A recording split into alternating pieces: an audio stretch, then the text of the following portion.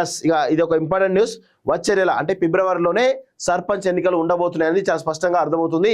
MPTC ZPTC elections సైతం ఈ MPTC ZPTC sarpanch 3 elections కూడా ఒకేసారి పెట్టడానికి సిద్ధమవుతుంది ఈ తెలంగాణ సర్కార్ అని చాలా స్పష్టంగా తెలుస్తుంది. సో మార్చి నుంచి విద్యార్థులకు వరుస పరీక్షల నేపథ్యంలో ఇప్పటికే బ్యాలెట్ పేపర్ల ముద్రణ పూర్తి అంటూ చూస్తున్నాం. వచ్చే నెలలో స్థానిక ఎన్నికలు నిర్వహించేందుకు ప్రభుత్వం సిద్ధమవుతున్నది. మార్చి 2 నుంచి 25 వరకు ఇంటర్మీడియట్ పరీక్షలు, మార్చి 21 నుంచి 2 వరకు 10వ తరగతి పరీక్షలు జరుగుతున్నాయి. ఆ తర్వాత డిగ్రీ ఎగ్జామ్స్, ప్రవేశ పరీక్షలు వరుసగా నిర్వహిస్తుండటంతో అంతకు ముందే స్థానిక ఎన్నికలు పూర్తి చేయాలని ప్రభుత్వం భావిస్తున్నట్టు సమాచారం.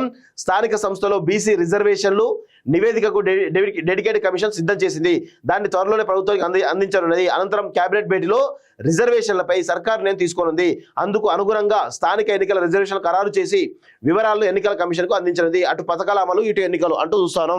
సో జనవరి 26 తర్వాత ఇటు రైతు భరోసా ఒకటి, రైతు కూలీలకు సంబంధించినటువంటి ఆ ఇందిరమ్మ భరోసా ఆత్మీయ పథకం ఒకటి, అదేవిధంగా రేషన్ కార్డుల జారీ, ఇవన్నీ కలుపుకొని బీసీ డెడికేటెడ్ కమిషన్ ఇచ్చినటువంటి నివేదికతోటి ఆ బీసీల రిజర్వేషన్ పెంపు తర్వాత ఎన్నికలు ఇమీడియట్గా పోయి దాదాపు ఫిబ్రవరి 2nd వీక్ 3rd వీక్ లోపు 4th వీక్ లోపు ఫిబ్రవరి ఎండింగ్ లోపు ఎన్నికలు పూర్తి చేసి ఈరోజు పూర్తి చేసేటువంటి ఒక ప్లాన్ అయితే ఉన్నట్టు తెలుస్తూ ఉంది.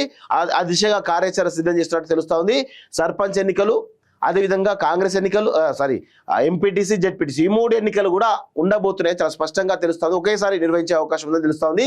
ఎందుకంటే ఇప్పుడు రైతు భరోసా తోటి కొంత గవర్నమెంట్ పైన పాజిటివిటీ వచ్చేటువంటి అవకాశం అయితే కనబడుతుంది. దాంతో కొంతమేర మార్పులు జరిగేటువంటి అవకాశం అయితే చాలా స్పష్టంగా కనబడతా ఉంది.